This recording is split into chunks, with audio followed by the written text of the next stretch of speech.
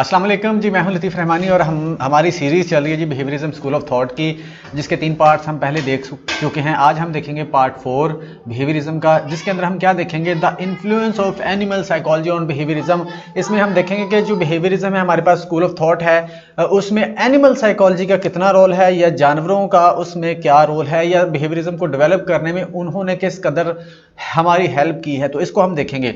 एक और इंपॉर्टेंट चीज़ मैं आपको बताना चाहता हूँ, ये जितने भी हमने पीछे तीनों सीरीज पढ़ी हैं, तीनों पार्ट्स पढ़े हैं, और ये वाला पार्ट भी हम जो पढ़ रहे हैं, ये बिहेवियरिज्म एंटीसीडेंट जो इन्फ्लुएंसेस है वो है। एंटीसीडेंट का मतलब होता है जो बिहेवियरिज्म स्टार्ट होने से पहले की चीज़ें हैं, जिन्होंने बिहेवियरिज्म में हेल्प की है। मैंने आपको इसके जो तारुफ है उसमें भी आपको बताया था, जब हमने बिहेवियरिज्म को पहले देखा है पिछले पार्ट में, मैंने बताया था कि बिहेवियरिज्म जो है ना, ये नहीं कि वाटसन ने ही सारा स्टार्ट किया है, बुनियाद वाटसन ने डाली है, नहीं, उससे पहले भी बहुत पहले बिहेवियरिज्म के बारे में बात हो रही थी। यानी कि बिहेवियरिज्म के बारे में बात किस तरह से हो रही थी कि जो बिहेवियरिज्म के असूल है ना, जो इसके प्रिंसिपल्स हैं, उनके मुताबिक चीज़ें एक्सेप्ट होना शुरू हो गई थी, उनके मुताबिक बहुत से लोग काम कर रहे थे। इसका ये मतलब है, इसका ये मतलब नहीं है कि बिहेवियरिज्म का नाम पहले आ गया था या उन्होंने एक स्कूल पहले डेवलप कर दिया था। इसके जो प्रिंसिपल हैं उनको पहले से लोग मानते थे। कुछ लोग ऐसे थे जो प्रिंसिपल्स को मानते थे और उसी के हिसाब से काम कर रहे थे। तो इसी हवाले से एंटीसीडेंट इन्फ्लुएंसेस हैं कि यानी behaviourism school of thought proper तरीके से जब डेवलप हुआ, उससे पहले के जो चीज़ें हैं उनको हम देख रहे हैं। ठीक है जी, तो इस चीज़ को जहन में रखना है कि जो हमने ये पार्ट्स देखे हैं, ये बिहेवियरिज्म डेवलप होने से पहले की चीज़ें हैं, जो हमें पहले जिन्होंने हेल्प की है सारी चीज़ों को डेवलप करने में, बिहेवियरिज्म स्कूल ऑफ थॉट को बनाने में। ठीक है जी, आई होप आपको समझ आ गई होगी। आज की वीडियो में हम देखेंगे कि जानवरों ने किस तरह से इसको इन्फ्लुएंस किया, किस तरह से डेवलप करने में हेल्प की है और क्या रोल प्ले किया है। आगे बढ़ते हैं जी, तो देखते हैं जी। Watson offered a clear statement of the relationship between animal psychology and behaviourism. Watson ने क्लियरली बताया था कि क्या रिलेशनशिप है एनिमल साइकोलॉजी का बिहेवियरिज्म के साथ। उन्होंने बताया, behaviourism is a direct outgrowth of studies in animal behaviour during the first decade of the 20th century. वो कहते हैं कि एनिमल साइकोलॉजी ही वजह बनी है बेसिकली बिहेवियरिज्म की। एनिमल साइकोलॉजी से ही ग्रो हुआ है बिहेवियरिज्म 20th सेंचुरी के स्टार्ट में। ठीक है जी, 22nd सेंचुरी का जो फर्स्ट डेकेड था उसके स्टार्ट में जो बेसिकली एनिमल साइकोलॉजी ही वजह बनी है, क्योंकि एनिमल पर ही एक्सपेरिमेंट्स हुए हैं और उसी से चीज़ें निकली हैं, तो हमें पता चला है। उसके बाद दस we can say that the most important antecedent of Watson's programme was animal psychology. ये देखो, वो कहता है कि हम कह सकते हैं कि जो एंटीसीडेंट वर्क है ना वाटसन का, वो जिसको उसने बोला है बिहेवियरिज्म के लिए कि इंपॉर्टेंट है, वो है एनिमल साइकोलॉजी। ठीक है जी, एनिमल साइकोलॉजी को एंटीसीडेंट वर्क यानी कि जो बिहेवियरिज्म से पहले जिसने आप समझ सकते हैं जिसने बुनियाद फराहम की, which grew out of evolutionary theory, जो कि एवोल्यूशनरी थ्योरी से ही निकली थी, डेवलप हुई थी, and led to attempts to demonstrate the existence of mind in lower organisms, जिसने माइंड की एग्जिस्टेंस बताई थी लोअर ऑर्गेनिज्म यानी कि छोटे जो जानदार हैं उनमें, कि उनमें भी माइंड पाया जाता है, उनमें एग्जिस्टेंस है माइंड की, वो माइंड उनमें मौजूद होता है। ठीक है, उसने बोला कि जो एनिमल साइकोलॉजी है वो भी बेसिकली इम्पॉर्टेंट है उसके लिए, बिहेवियरिज्म के लिए। ये एवोल्यूशनरी थ्योरी से डेवलप हुई थी, जिसने क्या बताया था, जिसने ये बताया था कि माइंड होता है ऑर्गेनिजम्स में छोटे जो जानदार हैं, and the continuity between animal and human mind, और इसने तसलसल भी बताया है एनिमल और ह्यूमन माइंड्स के दरमियान में। ठीक है, एनिमल साइकोलॉजी ने। आगे बढ़ते हैं जी। उसके बाद फिर और भी कुछ लोग हैं जिन्होंने रोल प्ले किया, George John Romanes and Conwy Lloyd Morgan. ये दो नाम है जी, George John Romanes and Conwy Lloyd Morgan, two pioneers in animal psychology. Animal psychology के पायनियर्स में से हैं ये दोनों। With Morgan's law of parsimony and his greater reliance on experimental instead of anecdotal techniques, animal psychology became more objective although consciousness remained its focus. अब इसको समझते हैं, इंपॉर्टेंट चीज़ है। वो कहता है इसका जो लॉ था ना, law of parsimony and his greater reliance on experimental, इसका एक लॉ ऑफ पार्सिमनी और दूसरा इसका जो रिलायंस था ना, ये रिलाई करता था किस पर, एक्सपेरिमेंटल अप्रोच पर, इंस्टेड ऑफ एनेक्डोटल टेक्निक्स, बजाय कि वो अफसानवी टेक्निक्स को यूज़ करे या वो ऐसी टेक्निक्स जो पुरानी हैं उनको यूज़ करे, उनके बजाय वो एक्सपेरिमेंटल और लॉ ऑफ पार्सिमनी पर उसने रिलाई किया था। Animal psychology became more objective. इसके इन दोनों चीज़ों की वजह से, यानी कि लॉ ऑफ पार्सिमनी और एक्सपेरिमेंटल अप्रोच की बिना पर, जो एनिमल साइकोलॉजी क्या बन गई, ऑब्जेक्टिव बन गई। ऑब्जेक्टिव के बारे में आपको बताया था इसकी कितनी इंपॉर्टेंस है बिहेवियरिज्म के अंदर, कि ऑब्जेक्टिव का मतलब कि क्लियर चीज होनी चाहिए, उसमें कोई शक व शुबह की बात नहीं होनी चाहिए। Although consciousness remained its focus, अगरचे वो ऑब्जेक्टिव बन चुकी थी लेकिन उस वक्त भी उसका जो फोकस था ना वो कॉन्शियसनेस ही था, जो स्ट्रक्चरलिज्म और फंक्शनलिज्म के में था। लेकिन वो कहता है कि यहां पर भी फोकस कॉन्शियसनेस को ही किया गया, लेकिन ये ऑब्जेक्टिव में इसको देखा गया है। ठीक है जी।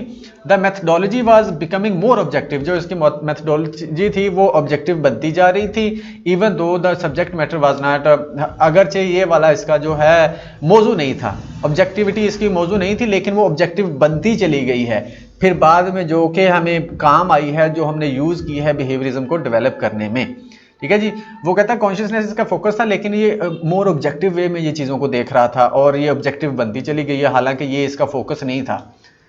ठीक है जी। तो ये वाली चीज़ ऑटोमेटिकली हमें मिल गई थी जब इसने एक्सपेरिमेंट्स किए, तो ये वाली चीज़ भी यूज़ की थी वाटसन ने वो बिहेवियरिज्म को डेवलप करने में।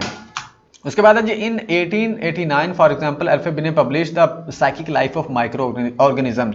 इन्होंने एक बुक पब्लिश की थी जिसका नाम था psychic life of micro organism, in which he propose, जिसमें उन्होंने बताया that single cell protozoa possess the ability to perceive and discriminate between objects. उसमें उन्होंने, उस बुक में उन्होंने बताया कि जो सिंगल सेल होता है ना वो क्या करता है, वो पोजेस करता है, क्या पोजेस करता है, वो एबिलिटी रखता है, मतलब वो कह रहा है एबिलिटी रखता है चीज की, to perceive and discriminate between objects, चीजों के दरमियान चीजों को परसीव करना और उनको डिस्क्रिमिनेट करना, ये एबिलिटी रखता है एक सिंगल सेल जो प्रोटोजोआ होता है। ठीक है जी। वो एबिलिटी रखता है चीजों को परसीव करने की और उनमें डिस्क्रिमिनेशन करने की, and to display behaviour that has purpose, और वो बिहेवियर शो करता है जो उसको शो करना चाहिए, जो पर्पस है वो शो करता है। ठीक है जी। उन्होंने बताया कि सिंगल सेल प्रोटोजोआ वो ये एबिलिटी रखता है कि वो चीजों को परसीव करे और डिस्क्रिमिनेट करे और उस तरह का बिहेवियर शो करे जो उसको शो करना चाहिए। ठीक है जी। According to environment, according to situation.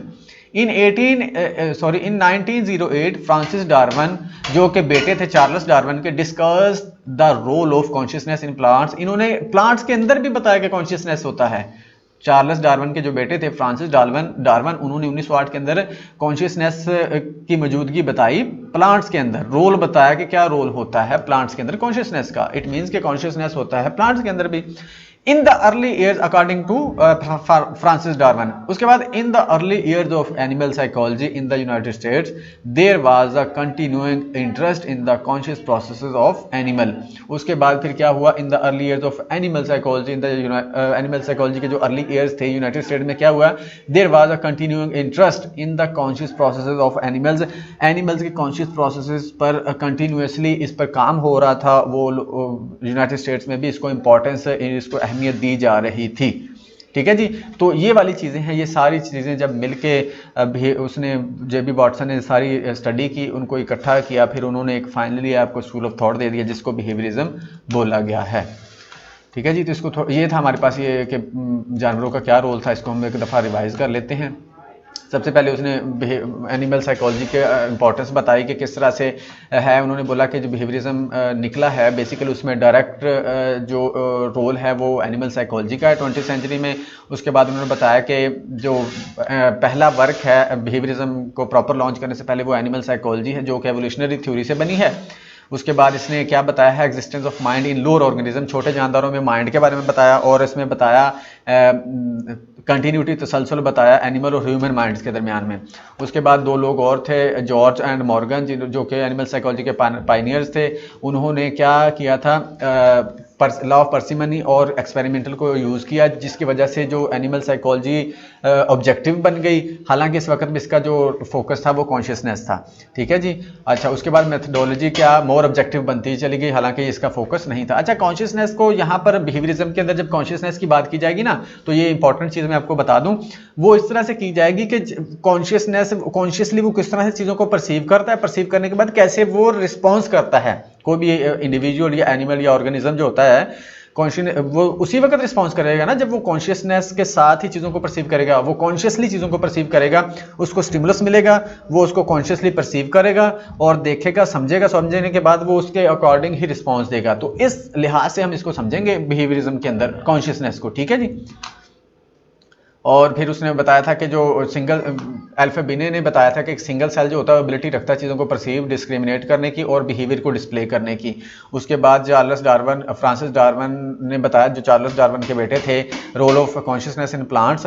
और उसके बाद अर्ली ईयर्स में यूनाइटेड स्टेट्स के अंदर भी इस पर काम होता रहा है, कॉन्शियस प्रोसेसेस ऑफ एनिमल्स। तो ये था जी इसका थर्ड पार्ट। आई होप कि आपको समझ आ गई होगी और ये भी आपको समझ आ गई होगी, ये भी हिस्ट्री ही है इसकी, और आपको समझ आ गई होगी कि कैसे इसने अपना रोल प्ले किया एनिमल साइकोलॉजी ने बिहेवियरिज्म के अंदर।